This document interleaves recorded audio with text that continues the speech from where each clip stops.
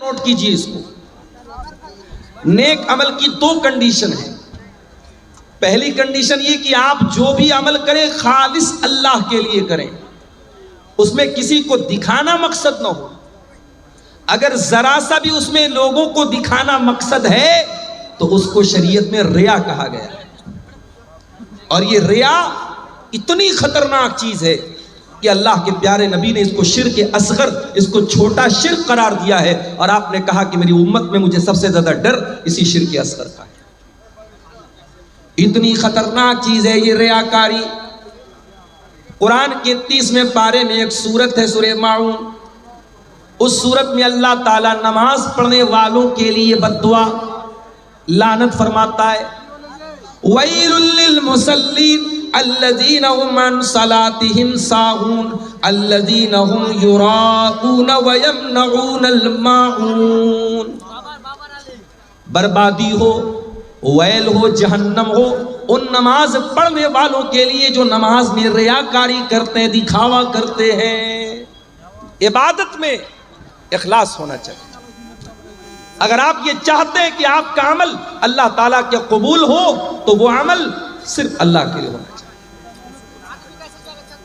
اسی لیے قرآن کے 29ویں پارے میں جب اللہ تعالیٰ اپنے نیک بندوں کا یہ ذکر کرتا ہے وَيُطْعِمُونَ الطَّعَامَ عَلَىٰ حُبِّهِ مِسْكِينًا وَيَتِيمًا وَأَسِيرًا, میرے نیک بندے یتیموں کو کھانا کھلاتے ہیں, غریبوں کو کھانا کھلاتے ہیں, قیدیوں کو کھانا کھلاتے ہیں. اور کھانا کھلانے کے بعد کیا کہتے ہیں؟ انما نطعمکم لوجہ اللہ لا نرید منکم جزاء ولا شکورا. اے اللہ کے بندو, ہم تمہیں کھانا کھلا رہے اللہ کو راضی کرنے کے لیے, ہمیں تم سے کوئی بدلہ نہیں چاہیے, ہمیں تم سے کوئی شکریہ نہیں چاہیے.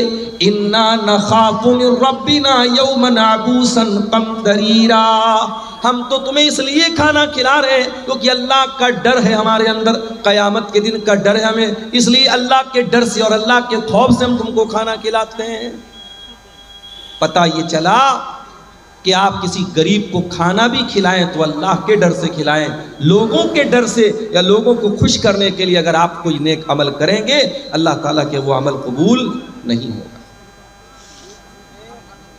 حضرت علی رضی اللہ تعالیٰ عنہ کے بیٹے شہید کربلا حضرت حسین رضی اللہ تعالیٰ عنہ کے ایک بیٹے تھے, ان کا نام تھا علی بن حسین, ان کو زین العابدین بھی کہا جاتا ہے.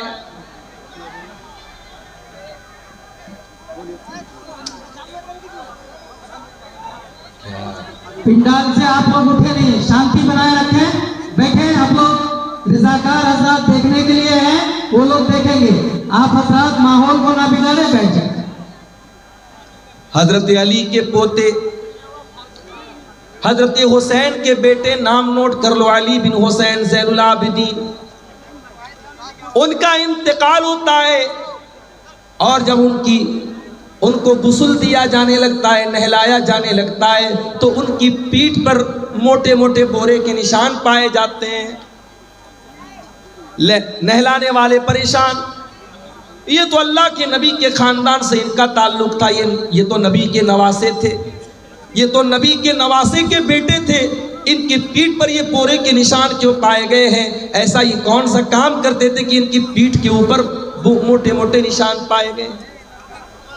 جب تحقیق کی گئی پتہ یہ چلا کہ مدینہ کی کچھ غریب فیملی تھی, مدینہ کے کچھ غریب پریوار تھے, جن پریواروں میں ہر مہینہ کوئی اللہ کا نیک بندہ مہینے بھر کا راشن ان کے گھر میں لے جا کے پہنچا دیا کرتا تھا, اور ہمیشہ رات کے سناٹے میں آیا کرتا تھا, رات کے اندھیرے میں آیا کرتا تھا.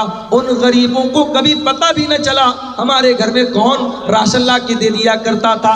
جب آج علی بن حسین کا انتقال ہوا اور ان کی پیٹھ کے اوپر وہ بورے کے موٹے موٹے نشان پائے گئے, تب دنیا والوں کو پتہ چلا ان غریب پریواروں کے گھر میں راشن پہنچانے والا کوئی اور نہیں تھا, وہ نبی کے اہل بیت کا اور نبی کے گھرانے کا ایک انسان تھا, وہ علی بن حسین تھے, وہ امام زین العابدین تھے, وہ حضرت حسین کے بیٹے تھے. تو نیکی اللہ کے یہاں وہی قبول ہوگی جو صرف اللہ کے لیے کی جائے. یہاں تک کہ اللہ کی راہ میں شہید ہو جانے والا، یہاں تک کہ رات دن قرآن پڑھنے پڑھانے والا، اور یہاں تک کہ اپنا مال اللہ کی راہ میں خرچ کرنے والا۔ ابو ہریرہ رضی اللہ عنہ کی روایت ہے ترمذی کے اندر، اللہ کے نبی فرماتے قیامت کے دن سب سے پہلے جہنم کی آگ میں 3 لوگوں کو ڈالا جائے گا۔ اس میں ایک انسان وہ ہوگا جو دنیا میں اللہ کی راہ میں لڑتے لڑتے شہید ہوا تھا، دوسرا وہ ہوگا جو قرآن کا قاری تھا، جو قرآن کا عالم تھا، اور تیسرا وہ ہوگا جو بہت پیسے والا تھا اور اللہ کی راہ میں پیسہ خرچ کیا کرتا تھا۔ 3 بڑی بڑی نیکی کرنے والے سب سے پہلے جہنم کی آگ میں ڈالے جائیں گے۔ کیوں ڈالے جائیں گے؟ اس لیے کہ تینوں کی نیتوں میں کھوٹ تھا، تینوں کی نیتوں میں گڑبڑی تھی، تینوں کے اندر اخلاص نہیں تھا۔ اسی لیے اللہ فرماتا ہے فَمَنْ كَانَ يَرْجُو لِقَاءَ رَبِّهِ فَلْيَعْمَلْ عَمَلًا صَالِحًا۔ اے میرے بندو، اگر تم اللہ سے ملاقات کرنا چاہتے ہو، تم اپنے رب سے ملنا چاہتے ہو، تم جنت میں جانا چاہتے ہو، تو جو کام کرو وہ نیک عمل کرو، عمل صالح کرو۔ عمل صالح اسی کو کہتے ہیں جو خالص اللہ کے لیے کیا جائے۔ اور دوسری کنڈیشن، نیک عمل کی دوسری کنڈیشن یہ ہے کہ اس نیک عمل کے اوپر جناب محمد رسول اللہ کی مہر ہو۔ 15 شعبان کی تاریخ ابھی گزری جس کو شب برات کا نام دے دیا گیا۔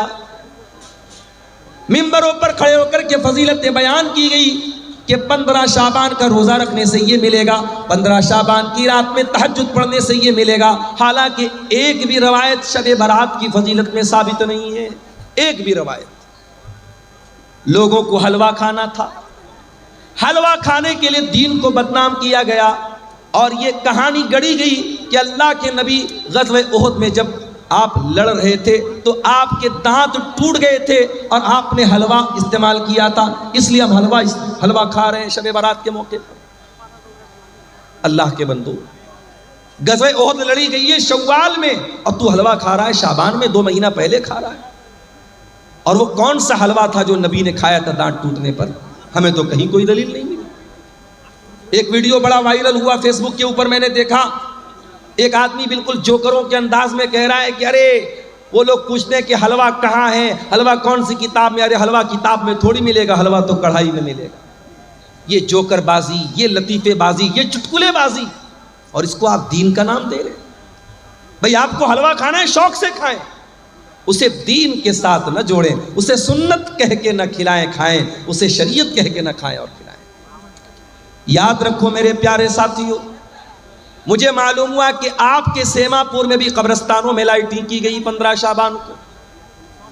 آج آپ کے اہل حدیثوں کے علاقوں میں اور قرآن و حدیث پر چلنے کا دعویٰ کرنے والے علاقوں میں بھی بہت ساری جگہوں پر 10 محرم کو تعزیہ نکالا جاتا ہے۔ ابھی سمستی پور کے علاقے میں میرا پروگرام تھا، اہل حدیثوں کا گاؤں ہے، برسوں سے اہل حدیث لوگ چلے آ رہے ہیں، لیکن محرم کے موقع پر وہ شیعہ بن جاتے ہیں۔ افسوس کی بات ہے۔ اس کا مطلب یہ ہوا کہ ہم نے دین کو قرآن و حدیث سے نہیں سیکھا، ہم نے سماج میں جو دیکھا اس پہ عمل کرنے لگے۔ میرے پیارے ساتھیوں، نیکی وہ نہیں ہے جسے ہمارے باپ دادا نیکی سمجھتے تھے، نیکی وہ نہیں ہے جسے سماج نیکی سمجھتا تھا، نیکی وہ ہے جسے اللہ نے نیکی قرار دیا ہے، نیکی وہ ہے جسے رسول نے نیکی قرار دیا ہے۔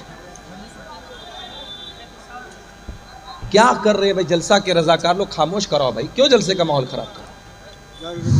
رضاکار حضرات سے گزارش ہے کہ ماحول کو شانت کریں، اگر کوئی معاملہ ہے تو آپ لوگ اس کو سنجیدگی سے حل کرنے کی کوشش کریں۔ سامعین حضرات سے گزارش ہے کہ آپ لوگ بیٹھ جائیں، ماحول کو خراب نہ کریں۔ شیخ کا خطاب ہو رہا ہے، بہت خرچ کر کے اور بہت محنت کے بعد اتنا خرچ کر کے اتنا اپنے ہی جلسے کو برباد چل رہا ہے اور آپ لوگ اپنے جلسے کو برباد کر رہے ہیں۔ آپ حضرات سے گزارش ہے، رضاکار حضرات آپ حضرات سے گزارش ہے کہ ماحول کو شانت کریں اور سامعین کو بیٹھائیں۔ اللہ کے واسطے خاموشی کے ساتھ، سکون کے ساتھ بیٹھیں۔ میں بہت لمبی تقریر نہیں کروں گا، بڑے پوائنٹ کی باتیں آپ کے سامنے بیان کر کے انشاءاللہ جاؤں گا۔ میرے پیارے ساتھیوں، نیک عمل اس کو کہتے ہیں جس کو اللہ نے نیک کہا ہو، جس کو رسول نے نیک کہا ہو، جس کے اوپر اللہ اور اس کے رسول کی مہر لگی ہو۔ کبھی آپ نے غور کیا، نماز 5 ٹائم کی ہم پڑھتے ہیں، کوئی اللہ کا بندہ ہے اور چھٹے ٹائم کی نماز پڑھنے لگے تو ہم کہیں گے بھائی یہ کہاں سے آ گئی؟ وہ کہے گا میں نماز پڑھ رہا ہوں، کون سی غلط بات ہے؟ تو ہم پوچھیں گے تو نماز پڑھ رہا ہے لیکن اس کی دلیل کیا ہے، اس کا ثبوت کیا ہے؟ شریعت کے نام پہ اور دین کے نام پہ جب کوئی آپ کام کریں گے تو یہ پوچھا جائے گا کہ دلیل کہاں ہے، ثبوت کہاں ہے۔ ہاں جب دنیا کا کوئی کام کریں گے، جب آپ دنیا کی کوئی چیز، کوئی نئی ڈش بنا کے کھائیں گے، کوئی نیا کپڑا پہنیں گے، کوئی نیا کاروبار کریں گے، تب یہ سوال پوچھا جائے گا کہ منع کہاں ہے۔ لیکن جب آپ عبادت سمجھ کر کے اور دین سمجھ کر کے اور ثواب سمجھ کر کے کوئی کام کریں گے تب پوچھا جائے گا کہ یہ ثابت کہاں ہے۔ رجب کی 27 تاریخ آتی ہے، بہت سارے علاقوں میں اس تاریخ کو شب معراج منائی جاتی ہے۔ میرے پاس بھی واٹس ایپ پر میسج آیا، مولانا صاحب آج کی رات کیا کوئی خاص عبادت ہے؟ کیا 27 رجب کو کوئی خاص روزہ رکھنا ہے؟ میں نے کہا اللہ کے بندو، 27 رجب کی تاریخ نبی کے معراج کی تاریخ ہے ایسا سمجھنا بھی بے وقوفی ہے، کیونکہ سیرت نگاروں نے لکھا ہے، علماء نے لکھا ہے، تاریخ لکھنے والوں نے لکھا ہے۔ آپ سیرت کی کوئی بھی معتبر کتاب اٹھائیں، تمام علماء نے لکھا ہے کہ اللہ کے پیارے رسول کو کون سے سال میں معراج ہوئی یہ بھی کنفرم نہیں ہے، کون سے مہینے میں معراج ہوئی یہ بھی کنفرم نہیں ہے۔ نہ سال کنفرم ہے نہ مہینہ کنفرم ہے، اور آپ نے تاریخ متعین کر لی اور اس کی فضیلت بھی بنا ڈالی۔ ربیع الاول کا مہینہ آتا ہے اور 12 ربیع الاول کی تاریخ کو نبی کی پیدائش کا جشن منایا جاتا ہے۔ لوگ سڑکوں پر بڑے بڑے ڈی جے لے کر کے نکلتے ہیں، جوان جوان لڑکیاں سج سور کر کے نکلتی ہیں، نوجوان لڑکے بھی ٹوپی لگا لگا کر کے نکلتے ہیں، جھوم جھوم کر کے نبی کی نعتیں پڑھتے ہیں، اور یہ سمجھ کر کے یہ کام کیا جاتا ہے کہ ہم نبی سے بہت پیار کرنے والے اور نبی سے بہت محبت کرنے والے ہیں۔ یاد رکھو میرے پیارے ساتھیوں، ہم نبی سے جتنا بھی محبت کا دعویٰ کر لے، ہم ابو بکر سے زیادہ تو نبی سے پیار نہیں کرتے، ہم عمر سے زیادہ تو نبی سے پیار نہیں کرتے، عثمان سے زیادہ تو نبی سے محبت نہیں کرتے، ہم علی سے زیادہ تو نبی سے محبت نہیں کر سکتے، ہم صحابہ سے بڑھ کر کے نبی سے پیار نہیں کر سکتے۔ جب صحابہ نے نہ کوئی جلوس نکالا ہے نہ کوئی جشن منایا ہے، ہر سال ربیع الاول آتا رہا، 12 تاریخ آتی رہی، جب صحابہ نے کوئی جشن نہیں منایا، اس کا مطلب کہ یہ جو دین سمجھ کر کے آپ 12 ربیع الاول کو منا رہے ہیں یہ میڈ ان انڈیا ہے، یہ دین میڈ بائی رسول نہیں ہے، میڈ بائی اللہ نہیں ہے، یہ میڈ بائی ہیومن ہے، یہ آپ کے ذریعے بنایا گیا دین ہے، اور جو انسانوں کے ذریعے بنایا گیا دین ہو وہ دین شریعت کے اندر وہ آتھینٹک نہیں ہے، اور شریعت میں اس عمل کو نیک نہیں مانا گیا۔ اسی لیے اللہ فرماتا ہے جس کو اللہ سے ملاقات کرنا ہے فَلْيَعْمَلْ عَمَلًا صَالِحًا، تو وہ جو بھی عمل کرے نیک عمل کرے۔ ایک بات بولوں، اللہ تعالیٰ کے ہاں کوانٹیٹی نہیں دیکھی جائے گی، اللہ کے ہاں کوالٹی دیکھی جائے گی۔ کتنا عمل کر کے آئے ہو، اللہ کے ہاں یہ نہیں دیکھا جائے گا، کیا عمل کر کے آئے ہو اللہ کے ہاں یہ دیکھا جائے گا۔ بہت نماز پڑھ کے آئے لیکن سنت کے خلاف پڑھ کے چلے آئے۔ ابھی آپ بنگلہ دیش کا ایک ویڈیو شاید آپ نے دیکھا ہوگا، ایک مولوی صاحب مائک پر بیٹھے اور اللہ اللہ اللہ کر رہے ہیں، پبلک جھوم رہی ہے۔ اس کو بھی دین سمجھ کے کیا جا رہا ہے، اس کو بھی شریعت سمجھ کر کے کیا جا رہا ہے۔ یاد رکھو میرے پیارے ساتھیوں، آپ کے عمل کی کوانٹٹی اللہ تعالیٰ کیا نہیں دیکھی جائے گی، آپ کے عمل کی کوالٹی دیکھی جائے گی۔ اسی لیے اللہ تعالیٰ قرآن کے 29ویں پارے میں فرماتا ہے الذی خلق الموت والحیات لیبلوکم ایکم احسن عملا۔ اللہ نے موت کو پیدا کیا، اللہ نے زندگی کو پیدا کیا تاکہ اللہ تمہارا امتحان لے کہ کون بہتر عمل کرتا ہے، کون اچھا عمل کرتا ہے۔ اللہ نے یہ نہیں کہ کون زیادہ عمل کرتا ہے، اللہ نے کہا ہم آزمانا چاہتے کہ کون اچھا عمل کرتا ہے۔ تو یہ پہلی کنڈیشن ہے، اللہ کے یہاں کامیاب ہونا ہے تو پہلی کنڈیشن کیا ہے؟ آپ عمل کرو۔ کون سا عمل؟ نیک عمل کرو، عمل صالح کرو، جس کو شریعت نے عمل صالح کہا ہے۔ اور دوسرا کام کیا کرنا ہے؟ وَلَا يُشْرِكْ بِعِبَادَةِ رَبِّهِ أَحَدًا، اور اپنے رب کی عبادت میں کسی کو شریک نہ کرنا، کبھی شرک مت کرنا۔ علامہ ابن تیمیہ کہتے ہیں اس آیت میں اللہ نے 2 سوالوں کا جواب دیا ہے، عبادت کس کی عبادت صرف اللہ کی، اور عبادت کیسی؟ عبادت رسول کے جیسی۔ اور غور کرو تو پورے اسلام کا خلاصہ، پورے دین کا خلاصہ اور پوری شریعت کا خلاصہ یہی دو سوالوں کے جواب میں ہے۔ عبادت کس کی؟ عبادت صرف اللہ کی، اور عبادت کیسی؟ عبادت رسول کے جیسی۔ اور ہم جو کلمہ پڑھتے ہیں، اسلام میں داخل ہونے کا جو پاسپورٹ اور ویزا ہے، آپ انڈیا سے عمرہ کرنے جانا چاہتے ہیں، پاسپورٹ کا ریڈی ہونا ضروری ہے۔ آپ اگر سعودی عرب میں گھسنا چاہتے ہیں تو سعودی عرب کا عمرہ کا ویزا آپ کے پاس ہونا ضروری ہے، یا وزٹ ویزا ہونا ضروری ہے۔ شریعت میں، اسلام میں آپ آنا چاہتے ہیں، آپ مسلمان ہونا چاہتے ہیں، اسلام کا پاسپورٹ کیا ہے؟ اسلام کا ویزا کیا ہے؟ اشہد ان لا الہ الا اللہ واشہد ان محمدا عبدہ ورسولہ، میں گواہی دیتا ہوں اللہ کے سوا کوئی عبادت کے لائق نہیں، اور میں گواہی دیتا ہوں کہ محمد صلی اللہ علیہ وسلم اللہ کے بندے اور رسول ہیں۔ یہی تو ہے ہمارا پاسپورٹ، یہی تو ہے جنت کا پاسپورٹ، یہی تو ہے اسلام کا پاسپورٹ۔ اور اس میں دو چیزیں ہیں، میں اللہ کے سوا کوئی معبود نہیں، اس کی گواہی دیتا ہوں۔ یہ پہلے سوال کا جواب۔ عبادت کس کی؟ عبادت صرف اللہ کی۔ اور دوسری گواہی کیا دیتے ہیں؟ وَأَشْهَدُ أَنَّ مُحَمَّدًا عَبْدُهُ وَرَسُولُهُ، اور میں گواہی دیتا ہوں کہ محمد صلی اللہ علیہ وسلم اللہ کے بندے اور اللہ کے رسول ہیں۔ او براری والو، او سیما پور والو، بڑے افسوس کے ساتھ کہنا پڑتا ہے، آپ نے نبی کا کلمہ تو پڑھا ہے، اشہد ان محمد رسول اللہ کا کلمہ تو ہم اور آپ پڑھتے ہیں، مگر افسوس کی بات ہے زندگی کے بہت سارے معاملات ایسے ہوتے ہیں جہاں ہم نبی کے طریقے کو اپنانے کو تیار نہیں ہیں۔ ابھی ایک بھائی مجھ کو ملے، کلیا چک کے رہنے والے، آپ کے اس علاقے میں اکثر آنا جانا ان کا ہوتا ہے۔ انہوں نے بتایا مولانا ذرا اس پر بھی آپ بولیے گا، آج سیما پور کے اس علاقے میں، اس بستی میں آج بھی لمبا چوڑا جہیز لیا جاتا ہے، تلک لیا جاتا ہے۔ او مسلمان، تو غریب بیٹی کے باپ سے بھی جہیز کی ڈیمانڈ کر رہا ہے، وہ بیچارہ بینک سے لون لے کر کے تجھ کو جہیز دے رہا ہے، تیری ڈیمانڈ پوری کر رہا ہے، اور تو بڑا سینہ چوڑا کر کے کہتا ہے میں تو اہل حدیث ہوں، میں تو قرآن و حدیث پر چلنے والا ہوں، میں تو اہل حدیث علماء کی تقریریں سنتا ہوں۔ ارے تو کیسا مسلمان ہے؟ تو کیسا اہل حدیث ہے؟ تو کیسا قرآن و حدیث پر چلنے والا ہے؟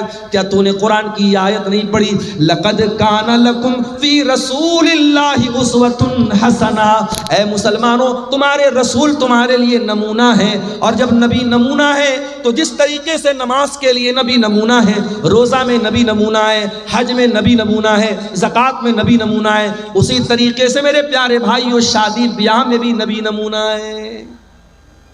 نبی نے تو نو بیویوں کو اکٹھے رکھا نا، نبی نے تو 4 بیٹیوں کی شادی کی نا۔ مجھے کوئی ایک دلیل لا کے دے دو کہ نبی سے کسی بیٹی کی شادی کے ٹائم نبی سے ڈیمانڈ کی گئی ہو، یا نبی نے اپنی کسی شادی کے ٹائم ڈیمانڈ کی ہو۔ او لوگو، تم نے تو شادی بیاہ کا سارا سسٹم ہی خراب کر ڈالا۔ تم نے شادی بیاہ کو لڑکیوں کے لیے ایک بہت بڑا ابھیشاپ بنا ڈالا، ایک بہت بڑا کلنک بنا ڈالا۔ جس کے گھر میں 4 بیٹی ہو جائے وہ بیچارہ تو آدھا تو ایسے ہی بیمار ہو جاتا ہے کہ 4 بیٹیوں کی شادی کرنا ہے۔ جس گھر میں 4 جوان بیٹیاں ہوں اور باپ بیچارہ مزدور ہو تو باپ بیچارہ روزانہ اسی غم میں جیتا ہے کہ 4 جوان بیٹیوں کی شادی کیسے کروں گا۔ وہ لوگوں، تم نے تو بیٹیوں کی شادی کو اتنا مشکل کام بنا ڈالا کہ آج اس کام کو پورا کرنے کے لیے لوگ اپنی زمین اور مکان تک بیچ ڈالتے ہیں۔ اور کبھی آپ نے غور کیا کہ آج کے اس دور میں بھی بھارت سرکار کو یہ نعرہ کیوں لگانا پڑتا ہے کہ بیٹی پڑھاؤ بیٹی بچاؤ؟ بیٹی بچانے کا نعرہ یہ کیوں لگانا پڑتا ہے؟ کیونکہ 2025 کے اس ترقی کے دور میں جب ہمارے بھارت کا جھنڈا چاند کے اوپر بھی لہرا رہا ہے، آج بھی بھارت میں لاکھوں بچیوں کو ماں کے پیٹ میں مار دیا جاتا ہے۔ الٹرا ساؤنڈ کے ذریعے ان کو جانچ کر کے کہ ماں کے پیٹ میں لڑکی پل رہی ہے، اس کو ماں کے پیٹ میں ہی ختم کر دیا جاتا ہے۔ اگر آپ اس کے اسباب پر غور کریں، اس کی وجہ پر غور کریں تو بہت بڑی وجہ لڑکیوں کی شادی میں آنے والی پریشانیاں ہیں۔ نہیں چاہتے لوگ کہ ہم یہ بوال کیوں پالیں، ہمیں نہیں چاہیے لڑکی، لڑکا ہوگا تو لائے گا اور لڑکی ہوگی تو لے کے جائے گی۔ یہ سوچ ہے آج سماج کی میرے پیارے ساتھی۔ او لوگو، شریعت دو چیزوں کا نام ہے. عبادت کس کی؟ عبادت صرف اللہ کی. اور عبادت کیسی؟ عبادت رسول کے جیسی. اور عبادت رسول کے جیسی جب کرنا ہے تو نکاح اور شادی بیاہ بھی یہ آپ کی زندگی کا ایک بہت اہم حصہ ہے. ہمیں اور آپ کو یہ دیکھنا پڑے گا کہ نبی کے دور میں شادی بیاہ کیسی ہوتی تھی. اور ایک بات بولوں آپ سے، ہمارے نبی نے جو کام کیا ہے وہ کام کرنا بھی عبادت ہے، اور جو ہمارے نبی نے کام نہیں کیا ہے اور کرنے کا تقاضا تھا وہ کام نہ کرنا بھی عبادت ہے. مثال کے طور پہ اللہ کے نبی خانہ کعبہ کا طواف کرتے تھے. خانہ کعبہ کے 4 کونے تھے. ایک کونے کا نام حجر اسود تھا، ایک کونے کا نام رکن یمانی، اور 2 کونے اور تھے جو رکن شامی کہلاتے تھے.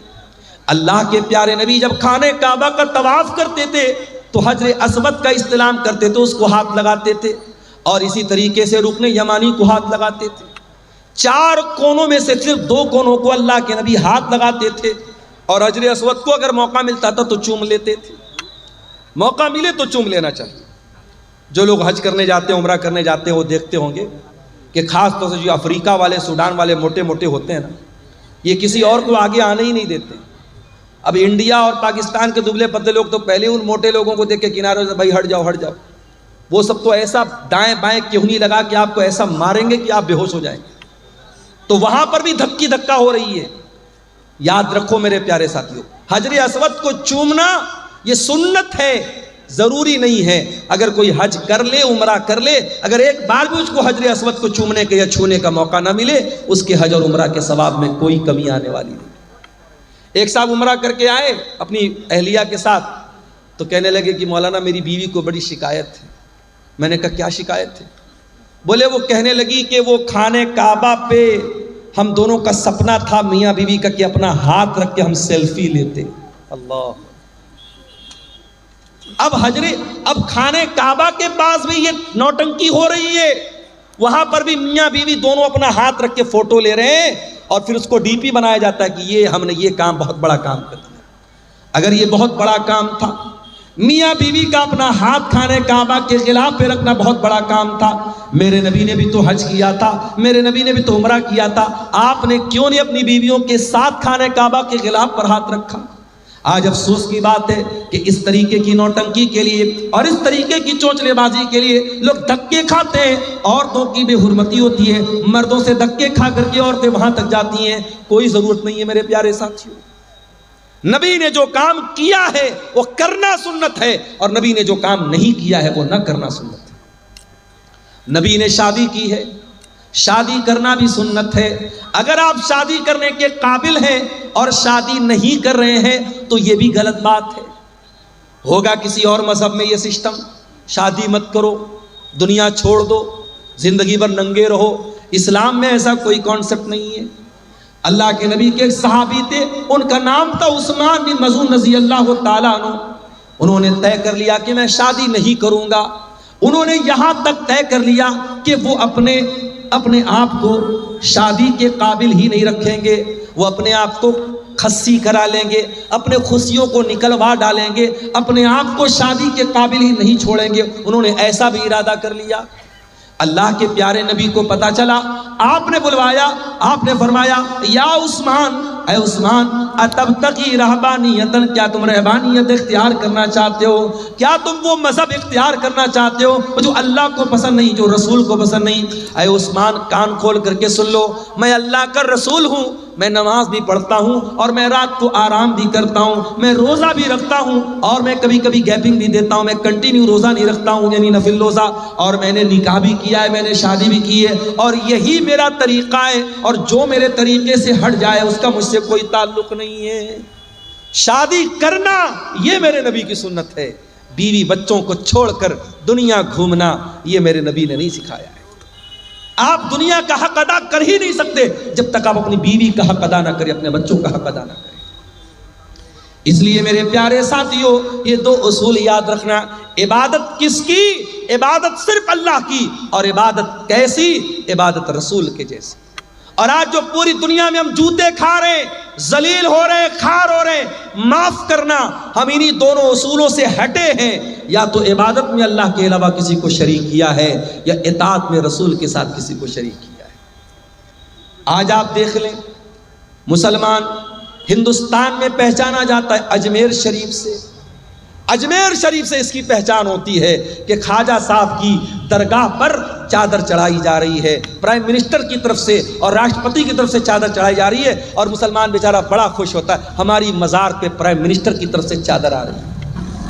میں کہتا ہوں میرے پیارے بھائیوں، یہ مزاروں پر چادریں چڑھانا یہ کون سے اسلام کا طریقہ ہے؟ ارے تیری قوم کے کتنے لوگ ننگے سو رہے ہیں، کتنے تیرے قوم کی بچیوں کے تن پر آج ڈھانپنے کو کپڑا نہیں ہے، اور تو اللہ کے ولیوں کے انتقال کے بعد ان کی قبروں پر چادر چڑھا رہا ہے۔ اور آپ جا کے پتہ لگا لیجئے گا، درگاہوں پہ چڑھنے والی یہ چادریں یہ روٹیٹ ہوتی رہتی ہیں، جو چادر آپ چڑھاتے ہیں وہی چادر مارکیٹ میں بکتی ہے اور دوبارہ پھر چڑھائی جاتی ہے، روٹیشن چلتا رہتا ہے، یہ ایک دھندا بن چکا ہے۔ اسلام میں نہ تو کوئی پکی قبر کی اجازت ہے اور نہ کسی قبر کے اوپر چادر چڑھانے کی اجازت ہے۔ اسلام قبر پرستی کا مذہب نہیں ہے۔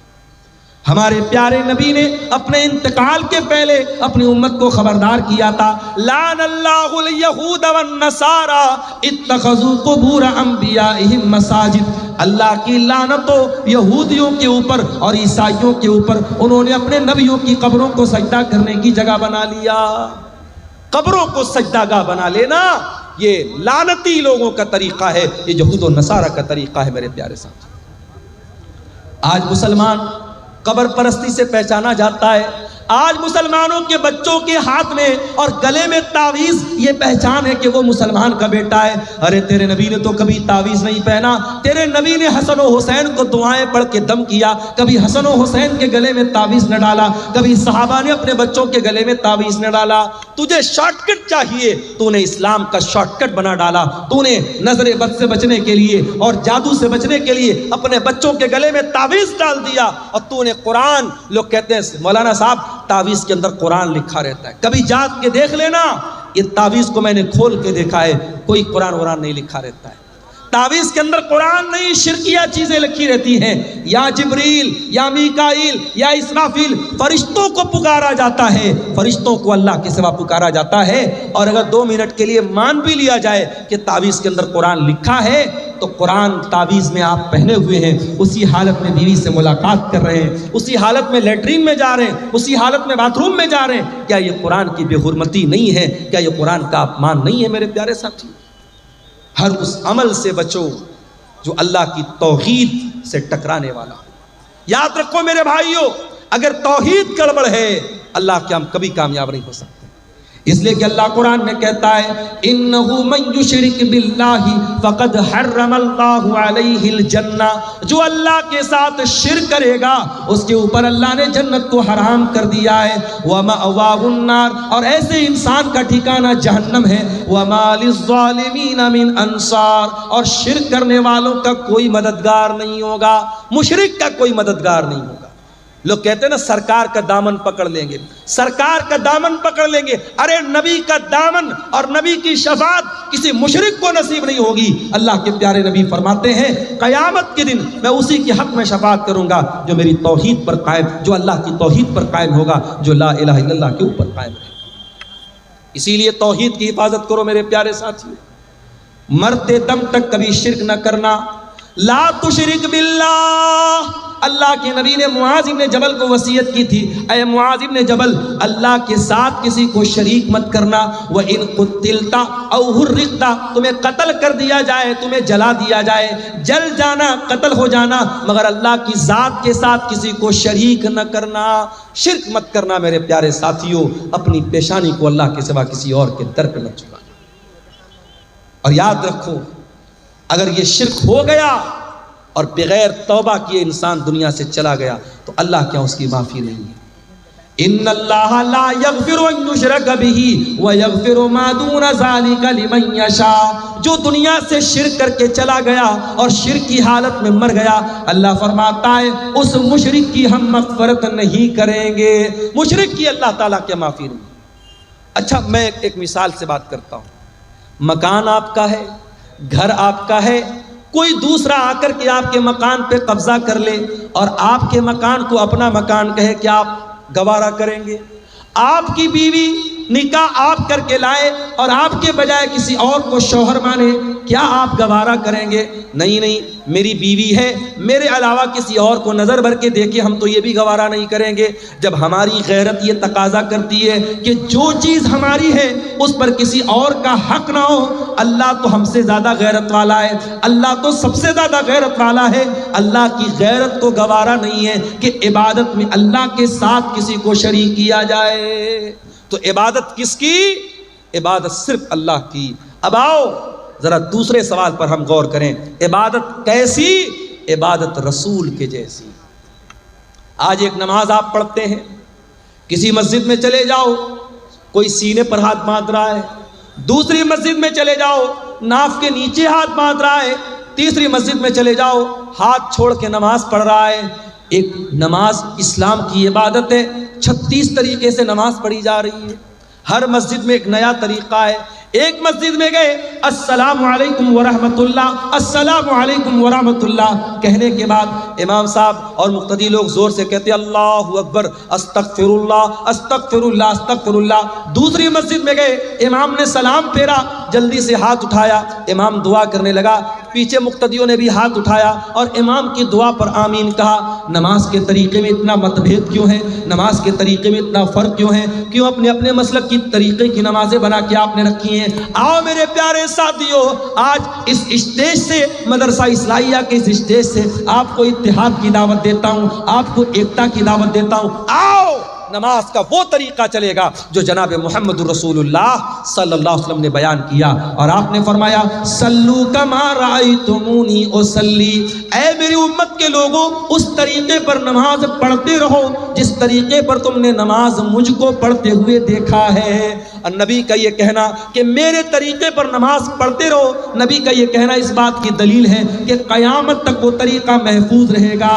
اور آج بھی حدیث کی کتابیں بتاتی ہیں کہ اللہ کے نبی جب تشہد میں بیٹھتے تھے تو کہاں پر انگلی ہلاتے تھے، کہاں پر انگلی کو حرکت دیتے تھے، جب آپ رکوع میں جاتے تھے تو گھٹنوں کو کیسے پکڑا کرتے تھے، جب آپ سجدے میں جایا کرتے تھے تو آپ کی ناک زمین پر ہوتی تھی کہ نہیں تھی، آپ کی پیشانی زمین پر ہوتی تھی یا نہیں تھی، ایک ایک طریقہ آپ کا نماز کا حدیث کی کتابوں میں ملے گا۔ تو عبادت کیسی؟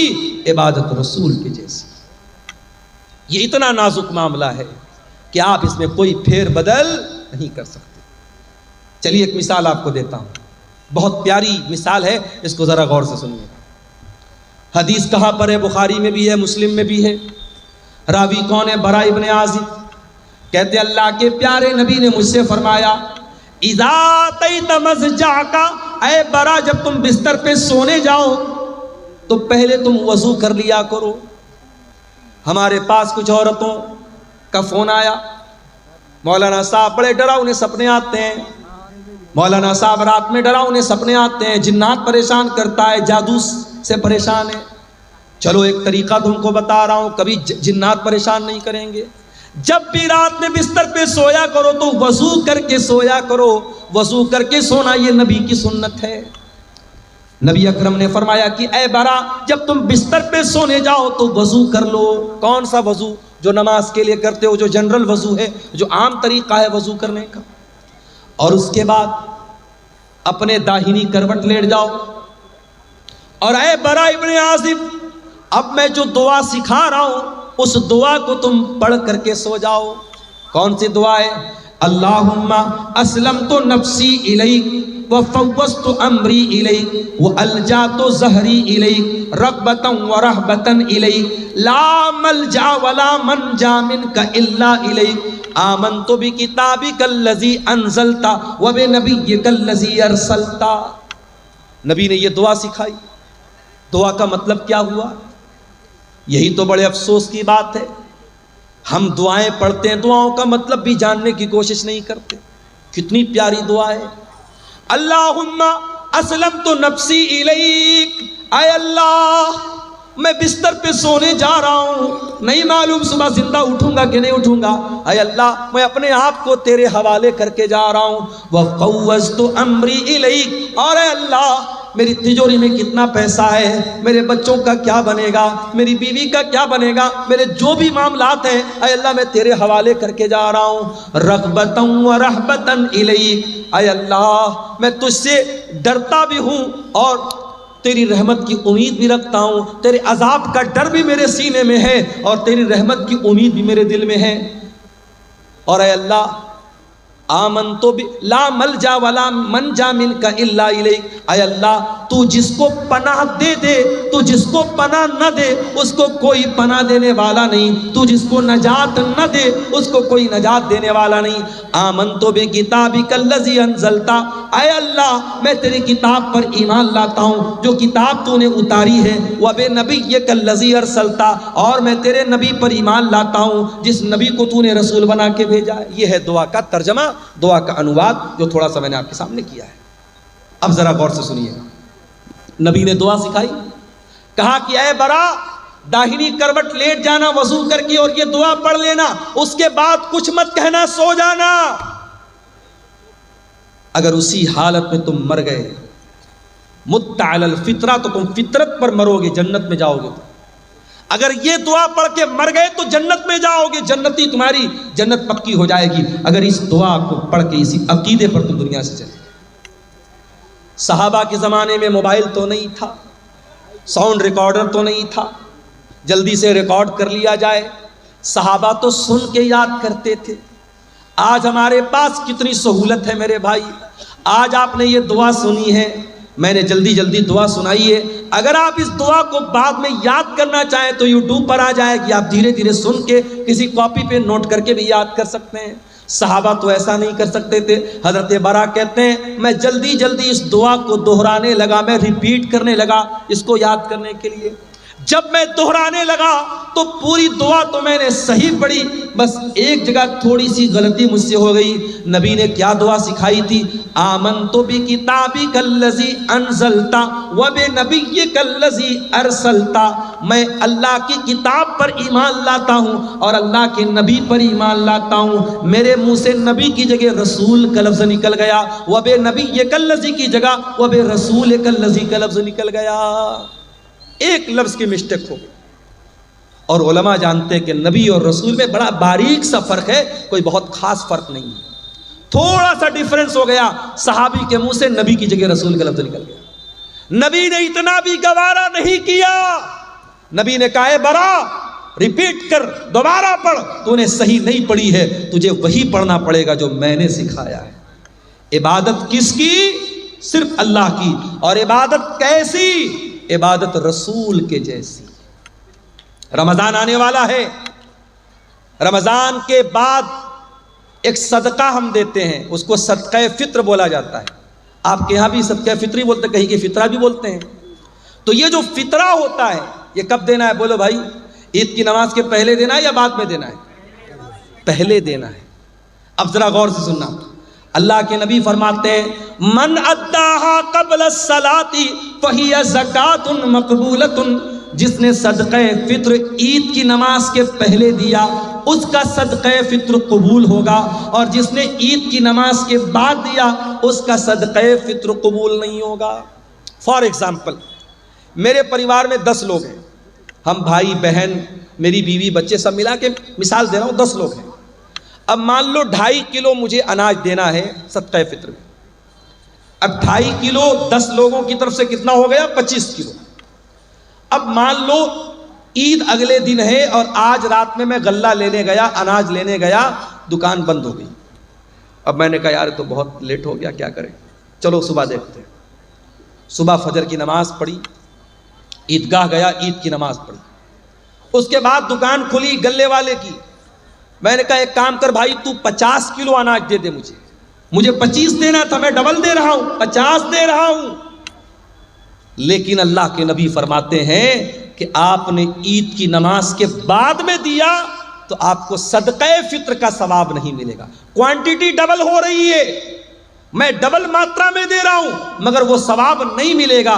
صرف 15 منٹ کا فرق پڑ گیا، نماز کے پہلے دیتا تو صدقہ فطر قبول ہو جاتا، نماز کے بعد دے رہا ہوں تو قبول نہیں ہوگا۔ یہ ہے شریعت۔ عبادت کیسی؟ عبادت رسول کے جیسی۔ آپ ٹائمنگ بھی ذرا سی چینج کریں گے تو عبادت اللہ کے قبول نہیں ہوگی۔ ایک اور مثال دیتا ہوں. ہمارا دوسرا تہوار کون سا ہے؟ بولو بھائی. عید کے بعد کون سا تہوار ہے دوسرا؟ شب برات کہ محرم؟ عید میلاد النبی ہے، عید الاضحیٰ، بقرعید کا تہوار. بقرعید کے تہوار پہ آپ قربانی کب کرتے ہیں؟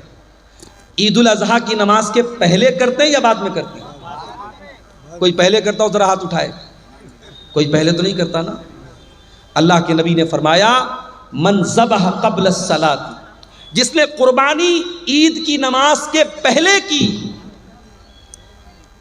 جس نے بعد میں کی، فقط تم نسکہ، اس کو قربانی کا ثواب ملے گا. اور جس نے عید الاضحیٰ کی نماز کے پہلے قربانی کی اس کو گوشت ملے گا، قربانی کا ثواب نہیں ملے گا. آپ ڈبل بکرا لے آئے، ڈبل جانور لے آئے، 2 کرتے تھے 4 لے آئے، لیکن اگر آپ نے عید الاضحیٰ کی نماز کے پہلے قربانی کر دی آپ کی قربانی اللہ کیا قبول نہیں ہوگی. عبادت کیسی؟ عبادت رسول کے جیسی. ایک اور مثال آپ کو دیتا ہوں. حج کرنے جو لوگ گئے ہیں اللہ ان کا حج قبول کرے. جو اس سال جانا چاہتے ہیں اللہ صحت و سلامتی کے ساتھ ان کو روانہ فرمائے. اور جن کے دل میں ارادہ اور خواہش ہے اللہ زندگی میں ان کی خواہش پوری فرماتے ہیں. حج میں آپ جاتے ہیں، بڑے آرام سے مکہ میں ہوٹل میں ٹھہرے ہوئے ہیں. پہلے آپ گئے عمرہ کر لیا، عمرہ کر کے آرام سے نارمل کپڑا پہنا، آرام سے مکہ میں ہوٹل میں رہ رہے ہیں. 8 ذی الحجہ کی تاریخ آئی، نبی کا حکم ہے 8 ذی الحجہ کی جیسے ہی تاریخ آئی چلو حاجیو احرام باندھو اور مکہ چھوڑ کے کہاں پہنچو؟ مینا میں. مکہ میں آرام سے اے سی ہوٹل میں کمرے میں رہ رہے تھے. مینا میں ٹینٹ لگا ہوا ہے، ہزاروں لاکھوں لوگ وہاں ہیں. وہاں ٹینٹ میں ہم کو جا کے رہنا ہے اور وہاں جا کے کیا کرنا ہے؟ بس 5 ٹائم نماز پڑھنا ہے. 4 رکعت والی نماز کو 2 پڑھنا ہے. وہاں کوئی کام نہیں، صرف نماز پڑھنا ہے. اب کوئی اللہ کا بندہ کہے کہ یا اللہ میں آرام سے ہوٹل میں رہ رہا تھا، اے سی میں رہ رہا تھا، حرم میں نماز پڑھ رہا تھا، ایک نماز کا ثواب 1,00,000 نماز کے برابر مل رہا تھا، مجھے مینا کیوں بھیجا جا رہا ہے؟ جواب یہ ملے گا عبادت کیسی؟ عبادت رسول کے جیسی. دین تیری مرضی کا نام نہیں ہے، دین تیری منمانی کا نام نہیں ہے. جہاں میرے نبی کا حکم ہے کہ تجھے مینا جانا ہے تجھے جانا پڑے گا. 9 ذی الحجہ کی تاریخ آئی، حاجی کو حکم ملا چل حاجی چل تو مینا سے عرفات جا. عرفات میں حاجی پہنچا، وہاں جا کے ظہر پڑھ لیا، عصر پڑھ لیا، ظہر اور عصر ایک ساتھ پڑھ لیا. اب ظہر سے لے کر کے سورج ڈوبنے تک 5 گھنٹہ 6 گھنٹہ کڑی دھوپ نکلی ہے، مئی کا مہینہ ہے. حاجی آرام سے اپنے مینا میں ٹینٹ میں رہ رہا تھا، اس کو عرفات میں بھیجا گیا ہے کھلے میدان کے نیچے. 5-6 گھنٹہ کیا کرنا ہے؟ کچھ نہیں کرنا ہے. کوئی نماز پڑھنا ہے؟ نہیں پڑھنا ہے. ظہر عصر کے بعد وہاں بیٹھ کے اللہ کا ذکر کرنا ہے، دعائیں کرنا ہے. یہ حج کا پورا طریقہ کبھی آپ غور کیجئے گا. حج کا پورا طریقہ ہمیں بتاتا ہے اسلام ہماری مرضی کا نام نہیں ہے، اسلام ہماری خواہشات کا نام نہیں ہے، اسلام اپنی اچھاؤں پر چلنے کا نام نہیں ہے.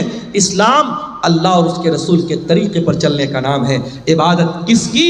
عبادت صرف اللہ کی. اور عبادت کیسی؟ عبادت رسول کے جیسی.